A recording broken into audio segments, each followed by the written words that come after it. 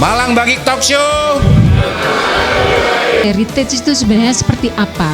Loh, parkir kok boleh, saya nggak boleh. Kenapa tidak mempersiapkan secara matang? Tugas pemerintah adalah mendengarkan, bukan ngomong doang. Dishub itu belum pernah membuat kajian, tetapi sudah melakukan satu perubahan.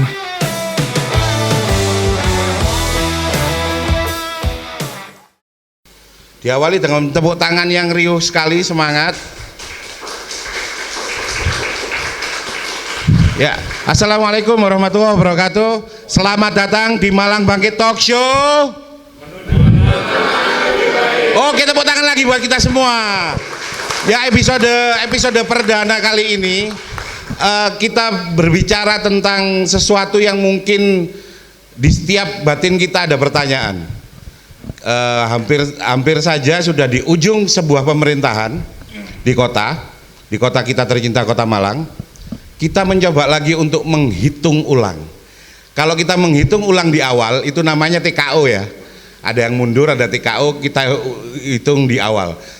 Tapi karena ini sudah mulai di ujung berjalannya sebuah pemerintahan, langsung saja judul yang paling seru apa ini? Om Eko mungkin bisa ngasih saran episode kali ini. Judulnya Kayu Tangan Heritage kate diapakno sirek. Kayu Tangan Heritage kate diapakno sirek. Tepuk tangan untuk temanya kali ini, seru sekali. Ya, jadi temanya luar biasa sekali, seru. Jadi Kayu Tangan Heritage kate diapakno, dalam bahasa Indonesianya itu kayu tangan heritage itu mau kemana gitu ya, mau dibawa kemana. Langsung saja kita langsung ke narasumber yang berkompeten, karena beliau-beliau yang ada di depan narasumbernya selain Om Eko yang di ujung itu pemangku kebijakan semua. Langsung kita awali dari perkenalan dulu mungkin ya. Perkenalkan, nama saya Ibu Hartini, gitu aja. Panggilan Ibu Hartini. Kebetulan saya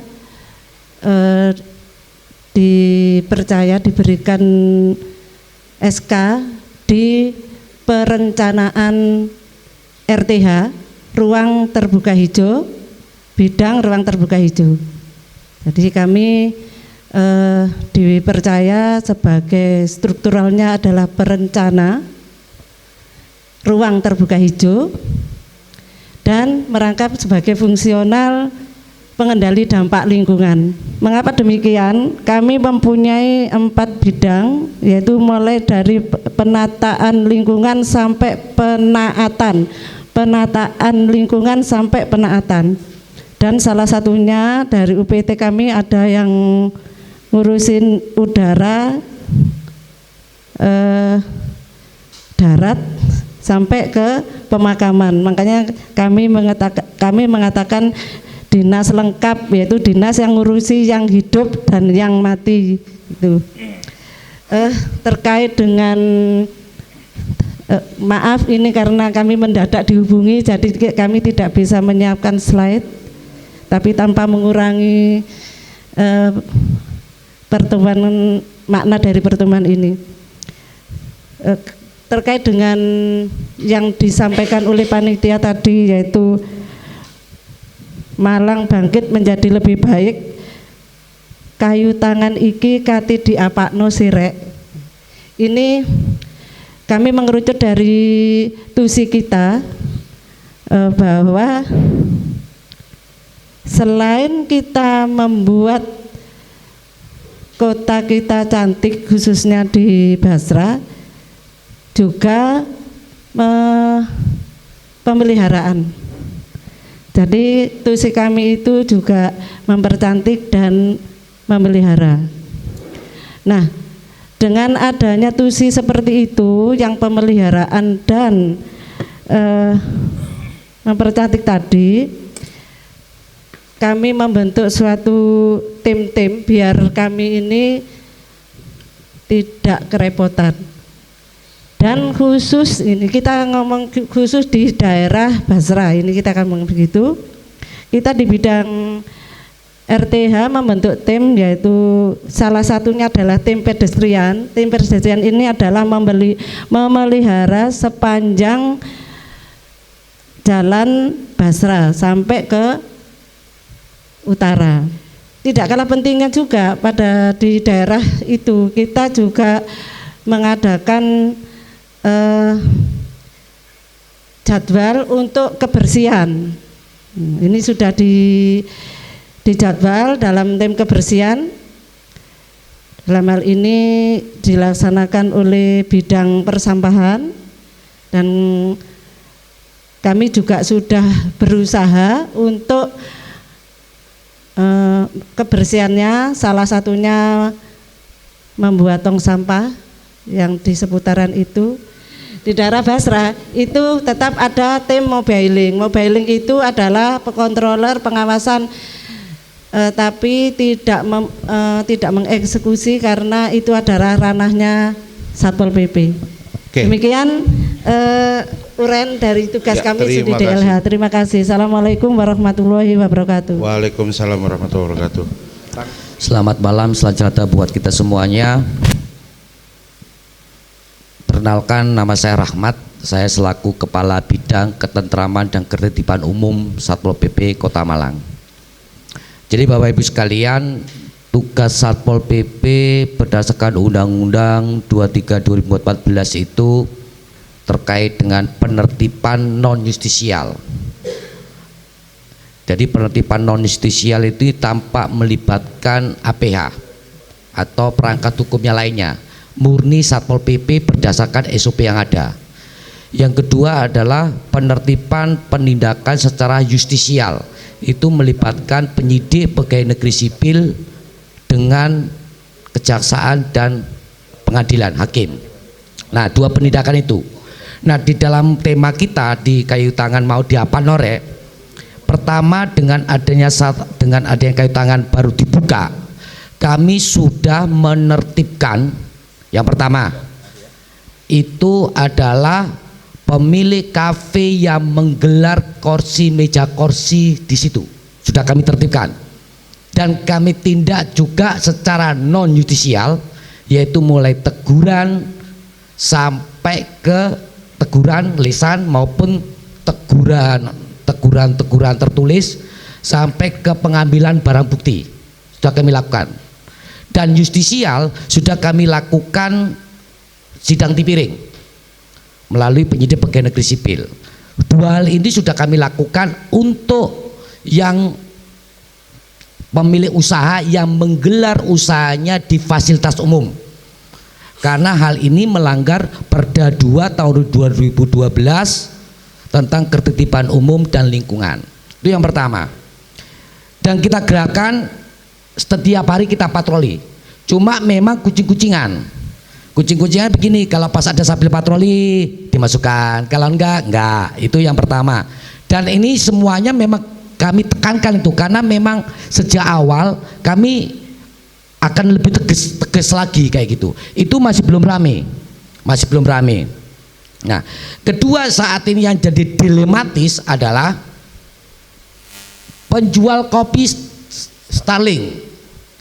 Nah, Starbucks keliling. Nah, ini mau kita tindak secara justisial. Wah, mungkin ini baru ini. Akhirnya kami tegur secara lisan. Dan kita bubarkan yang menggelar tikar-tikar di pedestrian.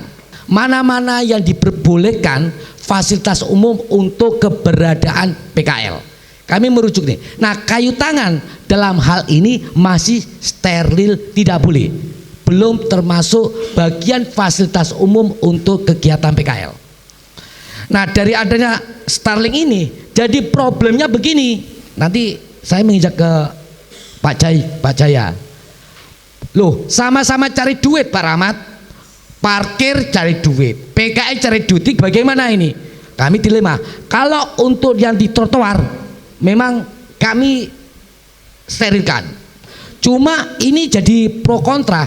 Dalam satu sisi Starling ini dibutuhkan oleh masyarakat karena itu tempat nongkrong. Kalau nggak ada apa-apa ya percuma. Satu sisi ini melanggar peraturan daerah. Satu sisi lagi, loh, parkir kok boleh, saya nggak boleh, kayak gitu. Parkir juga ya dalam tanda kutip nih berantakan juga kan, kayak gitu. Akhirnya udah saya menunggu dari pengambil kebijakan dari kayu tangan. Mau kayu tangan mau diapakan ini? Nah, dalam arti kalau ini nanti memang mau ditertibkan, kami siap menterikan sterilkan. Kalau mau ada pelakuan khusus, kami masih menunggu perangkat daerah yang membidangi di situ. Bagian dari tugas pemerintah adalah mendengarkan, bukan ngomong doang, tetapi mendengarkan. Tugas pemerintah adalah mendengarkan, bukan ngomong. Ya, diantaranya maka kami di sini adalah mendengarkan apa sih yang mau. Diantaranya tadi yang beliau tadi sampaikan adalah kayu tangan kate dihapakno sih. Ini yang paling saya tunggu-tunggu. Nggak mungkin pemerintah seorang Wijaya hanya S1 mau berpikir mana mau bisa menyelesaikan masalah khusus kayu tangan apa meneh disub menyelesaikan seluruh kota, nggak mampu coy. Itu ya, baik. Ini kayu tangan. Kayu tangan konsepnya seingat saya waktu di ULP masih bekerja di ULP 8 tahun yang lalu. Tahun 2019 kalau tidak salah itu konsepnya dimulai konsepnya. Satu yang ada hubungannya dengan Disub, Dinas Perhubungan adalah kajian lalu lintas kawasan Klojen yang salah satunya adalah penyediaan lahan parkir. Ketersediaan lahan parkir di area sana berapa sih hitung-hitungannya, itu ada hitungannya semua. Kemudian yang kedua ada hubungannya dengan dinas yang lainnya, misalnya PU terkait dengan koridor. Ada di sana ada 3 koridor kalau saya lupa ini karena saya bukan kepala dinas perhubungan. Dimulai tahun 2019, dimulainya dibangun batu andesit itu di depan Khairil Anwar dan seterusnya sampai dengan hari ini. Menkraf hadir, apapun hasilnya adalah alhamdulillah, mudah-mudahan masuk 15 besar, mudah-mudahan. Kondisi sekarang memang untuk menuju kebaikan-kebaikan perlu ada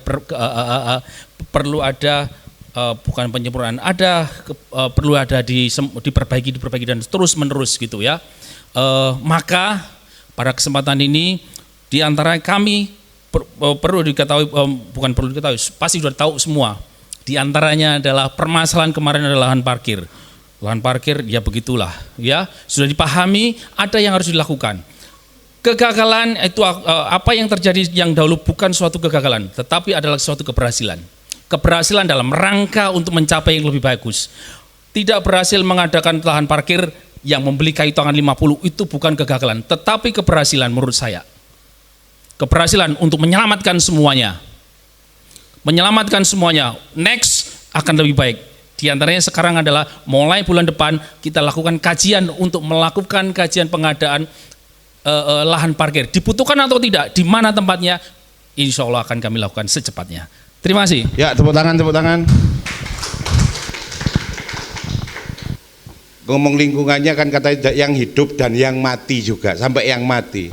Di sini ada Pak Bambang Ir, ada yang selaku penggiat kampung, jadi beliau ini adalah gurunya kampung-kampung tematis di Indonesia. Alhamdulillah beliau hadir. Yang mungkin kita bisa minta saran. Terus kemudian ada Mas Restu di sini yang getol sekali terhadap budaya, karena seperti Pak Malik selalu ngomong, jadi sebuah kota yang berjalan tanpa budaya itu nampak tawar, ampang, dan gak enak lah pokoknya. Ya, selamat malam saudara-saudara semua. Saya Restu Respati dari komunitas Jelajah Jejak Malang, lebih fokus ke sejarah dan budaya. Dengan tema malam ini yaitu kayu tangan heritage mau dibawa kemana, yang kita soroti kan adalah kata heritage-nya ini, yang artinya adalah warisan budaya, baik yang tangible dan intangible. Saya akan fokuskan, karena waktunya singkat tadi, fokuskan ke yang tangible-nya, artinya yang fisik, begitu ya.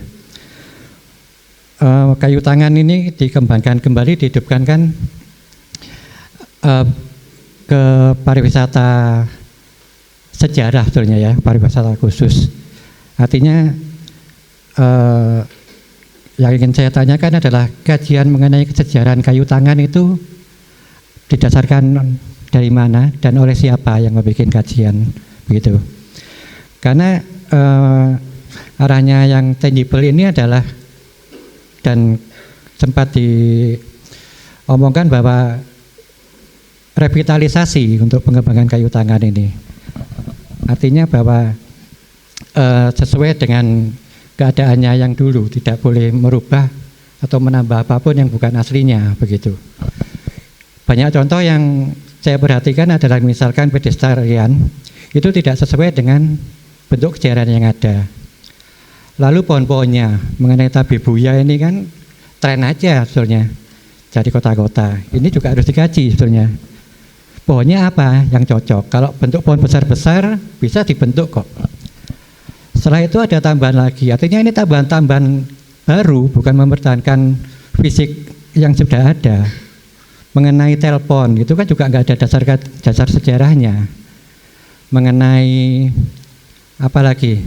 Lampu sudah sempat saya teliti, di kayu tangan tidak pernah ada lampu di pinggir jalan. Sudah pernah saya tulis, waktu itu masih lampu gantung, begitu juga stopannya. Dan yang terakhir adalah kesalahan yang beberapa teman cukup fatal adalah lokomotif tersebut, yang artinya bahwa di kayu tangan ada terlewati oleh tram, tetapi yang terpasang adalah lori. Itu sangat, dan teman-teman pegiat sejarah yang beraktivitas di kayu tangan ini kesulitan juga untuk menjelaskan kepada para pelajar dan lain sebagainya. Itu secara umum. Dan yang kedua untuk Bapak dari Satpol PP, bagaimana hendak menertibkan meja dan kursi di pedestrian antara pertigaan PLN sampai jembatan Raja Bali. Itu kan sekarang traffic light-nya udah nggak berfungsi, nggak difungsikan. Itu cenderung kendaraan melaju dengan cepat. Nah, untuk para pejalan kaki yang hendak menyeberang ini sungguh sangat kesulitan. Sempat di grup juga saya aja kesulitan kemarin merasakan. Ya, saya juga ngerasakan kesulitan dari Raja Bali mau ke nyebrang ke BCA, Medisikat bolak-balik. Ya. Saya bukan hanya mengkritik, tapi selalu memberi solusi. Yang saya tawarkan adalah kalau memang traffic light itu tidak difungsikan, berilah tanda panel itu loh, seperti yang di depan sekolah-sekolah yang berbunyi ada pengeras suaranya sebagai peringatan kalau ada orang menyeberang. Oke, terima kasih. Keren sekali. Kalau yang pohon dan lampu memang kami selalu akan memperbaiki, menambah dan sebagainya. Ini program kami. Terus untuk pohon Bapak, memang kemarin sempat kita diskusi panjang dengan PU karena yang nggarap atau yang mengerjakan di situ adalah memang dari kami dengan dari PU. Jadi ini masalah desain sebenarnya. Jadi kita untuk mempertahankan pohon itu harus kita relakan, ya. Kita relakan, tapi kami tetap akan melaksanakan perbaikan seperti apa yang kami tadi katakan, bahwa kami tugasnya adalah untuk memelihara. Kenari sama apa Mas satu lagi ya? Term besi. Kenapa enggak itu aja? Ini karena menampilkan ciri khas Kota Malang. Masing-masing daerah harus mempunyai ciri khas masing-masing. Kita nggak boleh ikut-ikutan. Mengenai alasan bahwa nanti ini pohon tipenya besar, bisa kok dengan sistem bonsai dan lain-lain begitu. Lagi pula kalau dengan tabebuya ini mirip bentuknya dengan pohon sakura, akan sangat kontras sekali. Bangunannya kolonial Eropa, nanti tabebuyanya berbunga gaya Jepang, akan kontras sekali begitu. Basic saya sebenarnya planologi tata kota. Saya paham yang disebutkan. Jadi selama perencanaan itu memang ada sosial, budaya, ekonomi itu masuk. Kalau dulu zaman saya masih di konsultan itu namanya ada namanya RTBL, Rencana Tata Bangunan Lingkungan. Itu sampai detail detiknya. Nah, kami tidak menutup kemungkinan itu. Apalagi heritage ini kan masih baru. Masih banyak warna. Jadi ini adalah sarana kritik dan saran, dan kami pun juga menyuarakan itu yang mempunyai tugas pokok fungsi itu. karena saya bukan tugas pokok, fungsinya itu saya itu penertiban, saya ngomong penertiban. Tapi suara-suara itu kami sampaikan ke Bapeda, DPU, sampai ke Dinas Pariwisata. Kami memahami itu. Jadi memang harus ada goalnya ini sesuai, namanya orang itu kembali ke niat kan. Jangan sampai niatnya A, perjalanan B, C. Tapi ada juga memang niat A ini karena memang kondisionalnya begitu bisa berubah. Nah ini masukan-masukan kayak ini yang kenceng ini malah lebih bagus, sehingga kembali lagi ke niat yang mana. Karena kayu tangan ini banyak penuntut garap. Sampai nanti Pak Bambang bisa cerita terkait kampungnya bisa menyatu di luarnya, fisiknya, koridornya bagaimana, sampai ke adat budayanya bagaimana. Saya malah cita-cita inginnya antara perpaduan antara Semarang, Jogja kayak itu mana yang konsep-konsep yang baik-baik kayak gitu. Itu ada 4 skenario. Di antaranya panjenengan sampaikan tadi. Terakhir adalah skenario yang didiskusikan sampai dengan sekarang dilaksanakan. Itu pun masih sangat mungkin yang saya sampaikan nggak sempurna sampai sekarang. Contoh yang paling mudah. Depannya gereja kayu tangan, itu kan kita sesuai konsep sejak awal ditutup. Namun perkembangan selalu kami dengan Polresta kita buka itu. Namanya rekayasa. Karena kita terbatas jaringan infrastruktur jalannya. Tidak mungkin akan tidak bisa begitu. Artinya harus kita lakukan, bukan sesuatu hal yang harus pasti tidak bisa. Demi kepentingan, karena rekayasa lalu lintas itu adalah 3 hal yang menjadi perhatian. Kenyamanan, keamanan, dan keselamatan. Ini yang menjadi perhatian dari peraturan Menteri Perhubungan dan peraturan Presiden tentang manajemen dan rekayasa lalu lintas. 3 hal, bisa apa yang sudah kita tetapkan, ini bisa diubah sesuai dengan kebutuhan. Lebaran kemarin, kita ketahui lebaran yang begitu orang mengatakan bahwa iki waya lebaran Pak, setahun sepisan, weteng kuluwe kabeh, dan ini momen yang sangat pas, wis semuanya dihalalkan. Bahkan kami bingung, namanya alun-alun begitu gede, begitu dipakai, seumur-umur mulai tahun 2000, zamannya Pak Yed terakhir, baru kemarin itu alun-alun dibuat belanja, jual beli lagi, gerobak masuk, terlalu. Kami masih toleransi, yang sampaikan ini masalah perut. Oke, begitu selesaikan. Jadi pada prinsipnya adalah rekayasa sudah fix dan sangat mungkin sesuatu hal akan berubah, disesuaikan dengan kebutuhan. Sesuai dengan kebutuhan, Pak. Terima kasih, Pak. Siap. Kalau Bapak tadi mengatakan masalah kajian, sepengetahuan saya ya Pak, kajian itu sebaiknya sebelum ada kajian itu sebaiknya jangan dilakukan perubahan, ya kan? Di SUP itu belum pernah membuat kajian, tetapi sudah melakukan satu perubahan. Padahal kajian itu harus ada kajian teknis dan kajian sosial ekonominya. Jadi jangan sampai kayak di Noyo. Ada kajian teknis tapi tidak ada kajian sosial ekonominya. Akhirnya rat-marit Pak, mau rat-marit. Kalau hasil kajian teknis dan kajian sosial ekonominya dinyatakan layak, itu baru bisa diterapkan karena ada pertanggungjawaban secara ilmiah. Ini saya lihat seperti Mas Taufik tadi bilang, bingung sendiri untuk menentukan apa istilahnya flow kayak gitu. Tetapi yang saya baca setelah saya keluar dari Disup itu, saya benar-benar merasakan Disup itu kinerjanya sangat menurun. Betul-betul sangat menurun. Karena apa? Karena kalau membuat perubahan arus lalin itu perlu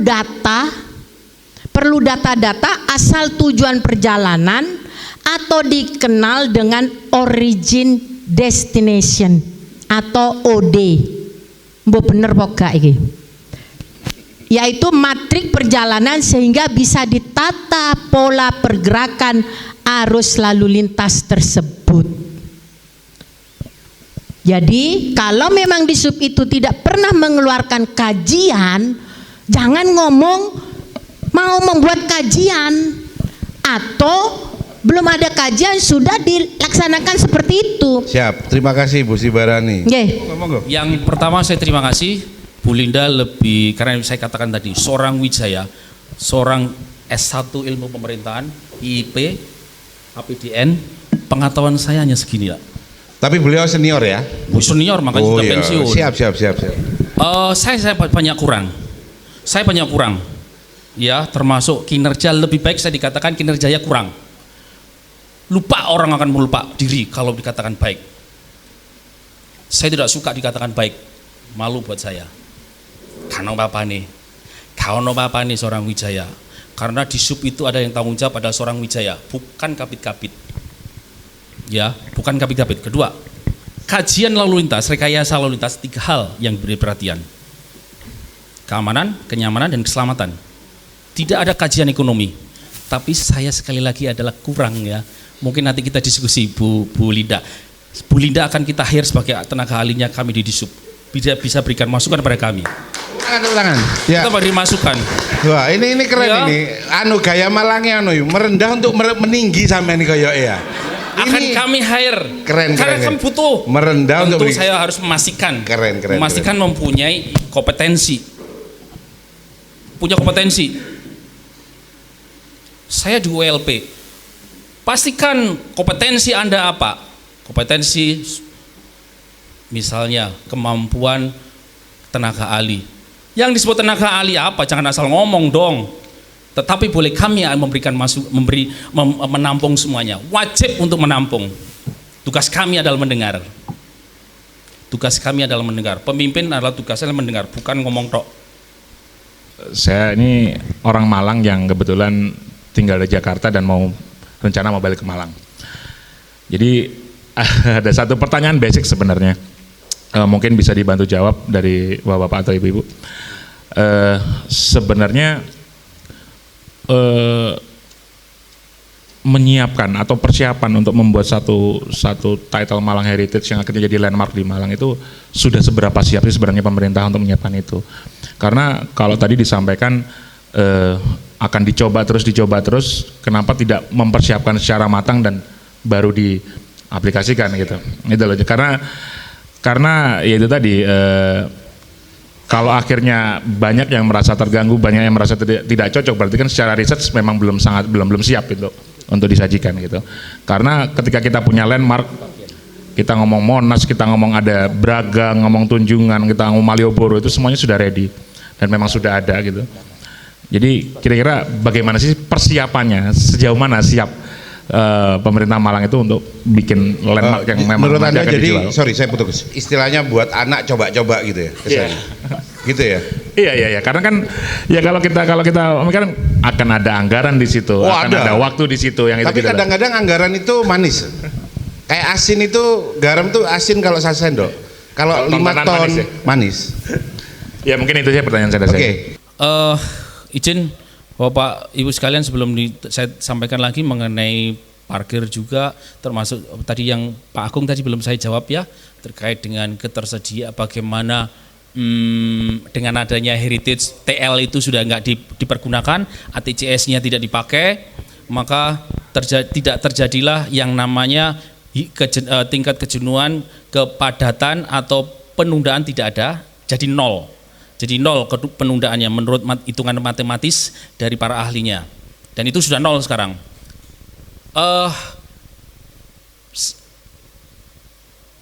Sarana prasarana ini dalam waktu dekat segera kita penuhin lagi, walaupun kemarin masih sedikit ya, diantaranya garis kejut, kemudian traffic light ya, yang ada sebenarnya. Karena traffic light ini membutuhkan teknis yang khusus dan membutuhkan cukup anggaran. Memang kami ada rencana TL atau ATCS itu akan kita alih fungsikan menjadi pelikan crossing.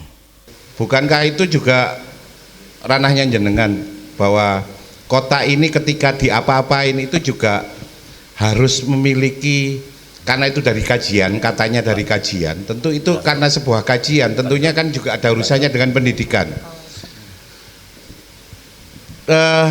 Dinas Pendidikan sejauh apa pengen beri masukan atau mungkin sudah involve di Kayu Tangan Heritage yang berkaitan dengan bahwa ini jalan ini suatu saat harus, kenapa namanya Pecinan, kalau memang nanti mau nyambung sampai Pecinan sampai Klenteng kalau nggak salah Pak ya. Kalau misalnya kita melihat dari segi etimologinya, tapi ini minta jawaban yang panjang apa yang pendek aja? Oh yang pendek saja. Malang itu cekak cingkrang gitu. Oh baik, ya. Baik. Begini, ini terkait dengan tusi kami saja, gitu ya, dengan tusi kami yaitu dengan Dinas Pendidikan dan Kebudayaan. Di Dinas Pendidikan dan Kebudayaan itu, ini memang tusinya salah satunya, ini memang terkait dengan cagar budaya. Nah, di Kayu Tangan ini menurut tata ruangnya, ini memang termasuk kawasan atau zona cagar budaya. Sehingga apa? Sehingga apabila ada bangunan yang sekiranya ini mengalami perubahan, ini tidak boleh langsung saja dibangun atau dirubah, akan tetapi harus mendapatkan rekomendasi dari tim ahli cagar budaya. Kebetulan tim ahli cagar budaya itu berada di dalam Dinas Pendidikan dan Kebudayaan. Kalau dulu memang ada di Dinas Kebudayaan dan Pariwisata. Nah, sehubungan dengan ada nomenklatur baru, jadi TACP ini ikut kebudayaan ikut di Dinas Pendidikan. Ini mulai tahun 2020. Baik. Melalui tangan-tangan beliau ini memang sudah banyak kajian-kajian yang sudah dihasilkan, baik itu kajian yang dijurnalkan skala nasional maupun skala internasional. Jadi tidak main-main TACP kita ini. Dari situlah TACP mengawal terus hingga bangunan maupun utilitas yang ada di situ terbangun semua. Saya dari komunitas Malang Boys. Saya tahu kalau satu pemerintahan kota itu sebelum melakukan satu perencanaan atau satu perubahan dalam wilayahnya, pasti ada kajian-kajian, apalagi di sana ada orang-orang yang kompeten ya, ditempatkan oleh pemangku kebijakan di sana, seperti jenengan-jenengan semua yang ada di sini. Yang ingin saya tanyakan, dan saya ada saran sedikit dari masyarakat ya, karena saya mewakili komunitas di sini. Apakah sudah ada websitenya di sana? Jadi untuk website khusus Kayu Tangan, karena Kayu Tangan ini kan direncanakan sebagai salah satu wisata di Kota Malang, baik untuk wisata orang-orang di dalam Kota Malang sendiri maupun luar Kota Malang. Kalau bisa kan internasional, go internasional untuk Kayu Tangan ini. Sejauh yang sudah kita diskusikan hari ini, ya. Pertanyaan saya itu satu, heritage itu sebenarnya seperti apa? Mengapa saya pertanyakan ini? Berarti sudah menjadi sebuah cagar budaya. Kalau sudah disebut sebagai heritage atau cagar budaya, berarti itu sudah melalui kajian. Kalau sudah melalui kajian, berarti kita tidak sembarangan untuk mengubah apapun di, katakanlah kalau itu kawasan heritage, berarti kita tidak boleh sembarangan mengubah kawasan heritage. Masalahnya adalah Kayu Tangan itu belum ditetapkan sebagai sebuah kawasan cagar budaya atau Kayu Tangan heritage. Jadi menurut kami sebaiknya kita berhati-hati untuk menyebut itu sebagai heritage. Kayu Tangan memang belum ada kajian sehingga belum ditetapkan sebagai kawasan cagar budaya.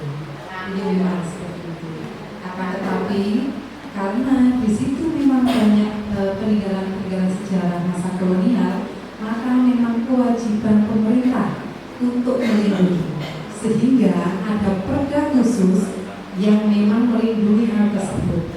Jadi di situ memang termasuk zona cagar budaya, sehingga bangunan yang ada di situ, kalau misalnya ada perubahan, ini memang harus mendapatkan rekomendasi dari TKJB. Nah, konsepnya seperti apa dari kayu tangan heritage ini, kan gitu ya?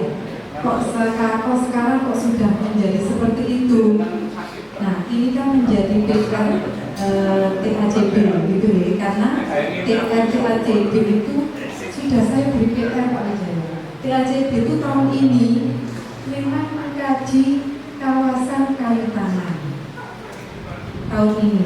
Yang tahun lalu yang dikaji adalah kawasan Tugu. Kenapa seperti itu? Karena diharapkan itu nanti akan nyambung. Mana kornya, mana periferinya nanti akan jelas. Titik drainasenya seperti apa itu nanti akan jelas. Sehingga layak tidak ditetapkan menjadi sebuah kawasan cagar budaya, itu nanti akan dihasilkan oleh kajian yang akan dikaji oleh tim ahli cagar budaya. Pengkajian tersebut tidak bisa setahun 2 tahun. Pengalaman yang sudah ada di Semarang, di Jogja, tidak bisa setahun 2 tahun, 10 tahun lebih. Nah, untuk itu memang menjadi tugas pemerintah daerah untuk melindungi dulu. Agar apa? Agar terlindungi, agar tidak tergerus oleh perubahan zaman, tidak seenaknya sendiri untuk merubah suatu tata ruang kota. Bagi saya kayu tangan itu sudah kita klaim sebagai memang untuk heritage, dan di situ adalah ada ikon sejarahnya, kan itu. Jadi ini adalah konsep dari RPJMD-nya pemerintahan kota. Karena RPJMD sudah disepakati, dituangkan oleh wali kota, dan barangnya sudah jadi. Nah, bagi saya kita bicara ke depan, gitu, ke depan. Seperti apa kayu tangan heritage ke depan yang akan kita harapkan?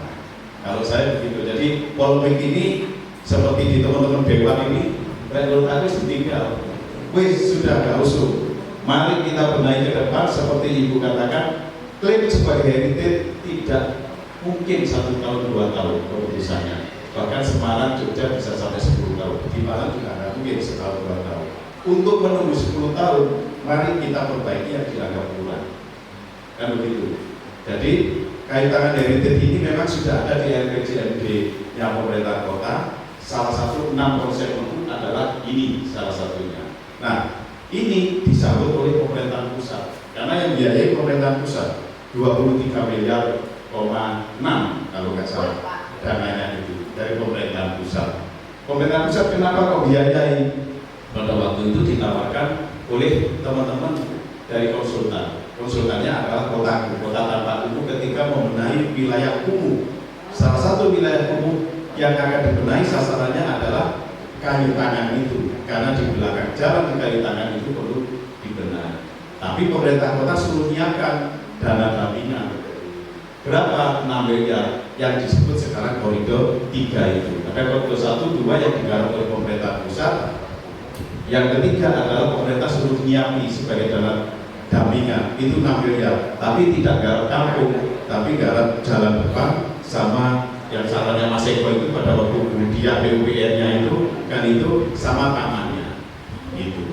Nah, nanti dihubungkan dengan alun-alun yang mau dibongkar jadi pagar alun-alun itu di dewan juga polemik gitu loh. Jadi itu untuk humanis, taman itu untuk humanis manusia, jadi manusia bisa masuk dengan bebas di situ. Nah, teman-teman kan protes, kalau orang mau bikin orang menaik kayak biasa ya, nah sudah itu bisa diatur supaya tidak nyelonong, dikasih prosedur yang dari kaler itu sehingga tidak terlalu cepat ketika meninggal di situ. Nah, ke depan kalau ada pimpinan wali kota baru, Pak Wijaya pokoknya wali kotanya, buat Pak Wijaya di stasiun itu jalan di bawah tanah, keluarnya di alun-alun itu, tapi di bawah itu dibuatkan untuk displaynya UMKM ya, seperti di Osaka ketika tahun 95 saya. Mungkin tahun 99 sudah lama itu di Osaka kayak begitu. Kita masuk bagian pengorbanan sebenarnya. Pak Surya saya kira tahu ya di Osaka, di Jepang sama di Tokyo, bahwa nanti keluarnya di situ, nanti dihubungkan menuju ke kayu tangan lewat jalan Wipan ya. Nah itu jalan itu nanti diperbaiki. Ya, memang tidak akan sekarang selesai. Oke, saya kira yang terima kasih saya kabulkan. Makanya ini untuk heritage, kata-kata ini harus benar-benar dikaji dulu. Kalau memang secara akademisi nanti heritage ini membahayakan atau misalnya kurang pas, mendingan pemerintah sampai sekarang biasanya kawasan kayu tangan aja. Karena yang nyebut heritage ini pasti orang heritage dari mana-mana dan itu. Nah, khawatirnya sudah dua saat rakyat ngomong kayu tangan heritage kok main ini blok sih, ini bahaya. Nah, yang berikutnya lagi, karena ini apapun kayu tangan ini pemerintah ini kan kolaborasi, tidak bisa bekerja sendiri-sendiri. Ada Disub, Satpol PP, PUPR, lingkungan hidup. Jadi Boyo kayu tangan ini ada leadernya siapa? Dari semua dinas itu komandannya, meskipun ini tidak sah, karena apapun komandannya wali kota atau Pak Sekda. Nah, cuma kalau rakyat komplain itu, nanti kalau lampunya pedot, wah ini belum dianggarkan Pak. Kalau pohonnya mati, wah ini lingkungan hidup. Wah kalau jalannya keluar, ini PUPR. Oh kalau macet, Disub. Oh kalau ada dodolan salah, Satpol PP. Akhirnya ini tidak akan selesai sampai nanti. Terus kayak berikutnya lagi gitu. Kayu tangan ini sudah lumayan ramai, tapi kadang-kadang kalau saya kemarin janjian di Sarinah, saya lihat di lantai 20 KB kosong itu sebetulnya juga ngenes dengan rame polisi sepi, gone ya strategis, ngerti alun-alun. Nah, ya pemerintah ini sangat duduk bareng dengan Sarinah, dengan di sekitarnya itu gimana lah meramaikan suasana ini, karena kasihan juga Sarinah ini hidupkan nanti tak mau lantai 23 itu sampai kosong, tidak ada penghuninya. Padahal di tempat lain juga nggak kayak gitu. Nah ini persoalan kedepannya, karena terutama di Subang ya. Malang ini sudah berubah Pak. Kalau dulu Malang Plaza itu jadi namanya Plaza, Gajah Mada Plaza, tapi karena tidak punya parkir itu juga membahayakan. Juga tidak kayak Sarinah ini, mau bangun kayak apa saya bilang juga nggak bisa. Orang ke Plaza mesti bawa mobil, sepeda motor, kan kiri tahu dong. Nah ini mau diapakan? Karena ini persoalan. Seperti Pemkot, dulu cukup, sekarang orang ditutup amdalali Pak. Pemkot dewe parkirnya di dalan-dalan. Kalau ada sing ini karena ini juga yang memberi kebijakan. Makanya ke depan ayolah sama-sama, kita tidak saling menyalahkan, tapi kita berbuat menuju Malang lebih baik. Kami sebagai tuan rumah dan saya mewakili dari BMK Kabupaten Malang Bujiswara, kami selalu mengikuti perkembangan di Kota Malang terkait hiruk pikuknya dan beberapa masalah yang ada. Tapi akhir-akhir ini permasalahan kayu tangan yang banyak muncul, sehingga membuat saudara saya Pak Bambang itu sampai sakit. Ternyata saat ini memiliki sepur ya.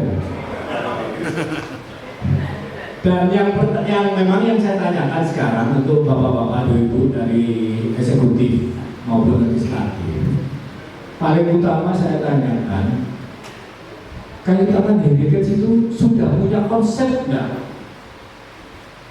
Kenapa saya tanyakan itu? Menurut kami ini tidak ada konsep. Satu misal kayu tangan butuh parkir, tidak ada parkir. Kayu tangan butuh kursi tambahan, tidak ada kursi. Saya rasa tidak berkonsep. Seandainya itu ada, kan jauh lebih mudah.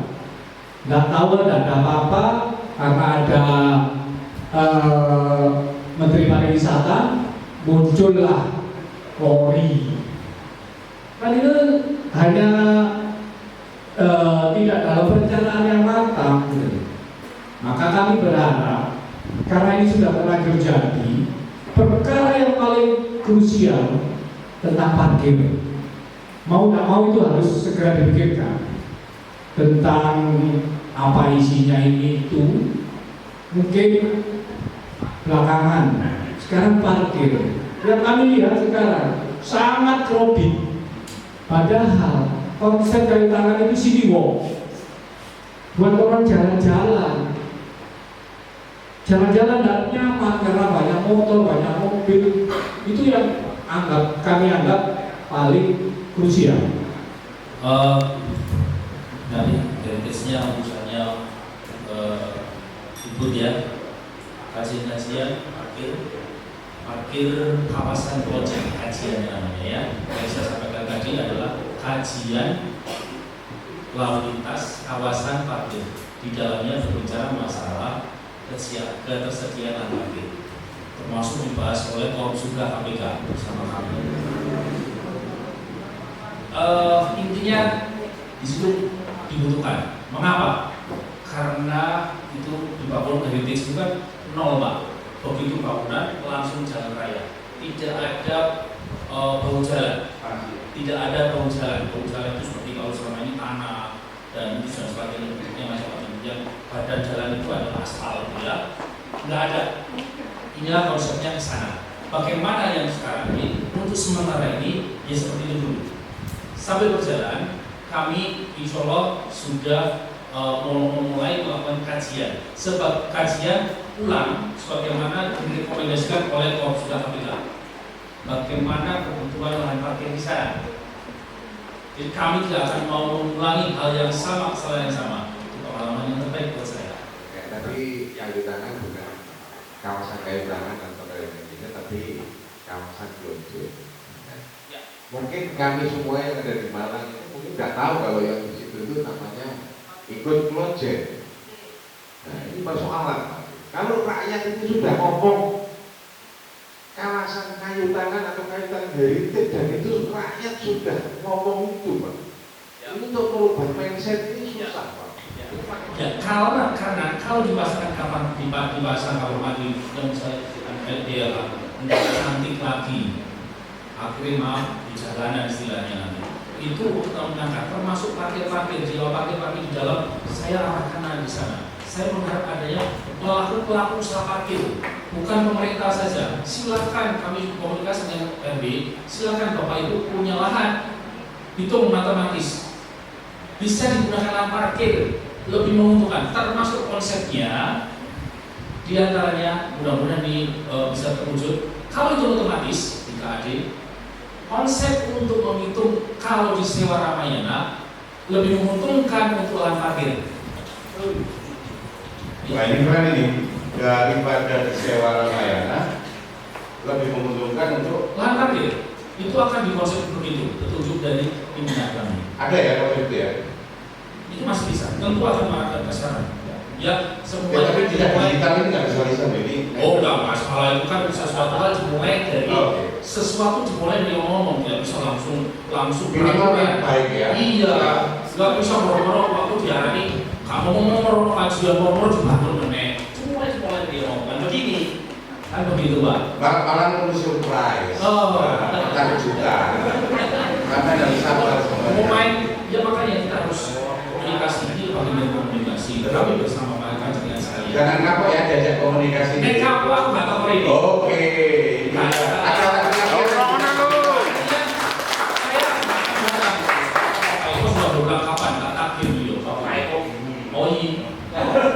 City walk diantaranya adalah kami berharap seperti itu, parkir masuk yang namanya ke tempat-tempat yang kami tetapkan. Kenapa kami menggunakan project? Enggak sih ya, kecamatan adalah 3 kecamatan. Maaf, 5 kecamatan. 5 kecamatan. Yang sementara ini kajian yang dilakukan kawasan lalu lintas namanya kajian kawasan lalu lintas project. Di dalamnya unsur-unsurnya ada diantaranya Basuki Rahmat yang dalam kurung kayu tangan. Itu. Next akan kita bicara bagaimana kawasan kajian lalu lintas kawasan sudah tidak ada anggarannya sudah. Yang mana sudah mulai ya maaf ya saya bukan bermaksud apa-apa, ada kapan wilayah kami yang namanya misalnya itu kelayakan mau dilakukan rekayasa lalu lintas. Rekayasa lalu lintas ini kan mencontoh dari yang sudah ada. Soal sempurna atau tidak sempurna, tetapi ini adalah kebaikan-kebaikan. Oke, sempurna tidak sempurna, semua ada kebaikannya. Mungkin di kata sempurna tidak sempurna selalu ada kebaikannya. Dan apabila sayapnya memelukmu maka ikutilah, meskipun di antara sayap terdapat pedang yang dapat melukaimu. Khalil Gibran. Mungkin ditutup dengan kata-kata dari Khalil Gibran. Episode perdana dari Malang Bangkit Talk Show episode kali ini saya akan mengulangi lagi ya. Malang Bangkit Talk Show. Terima kasih, sampai ketemu di episode selanjutnya.